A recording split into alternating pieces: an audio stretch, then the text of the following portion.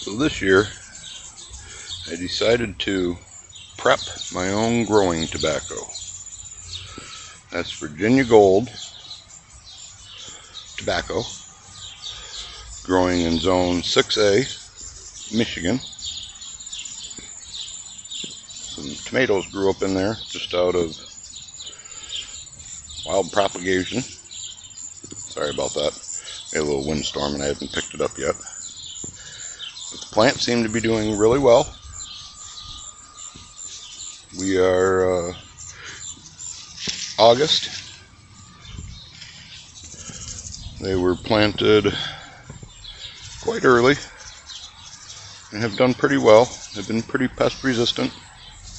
Did have some marigolds intercropped with them and a little bit of sage. But they have seemed to do pretty well.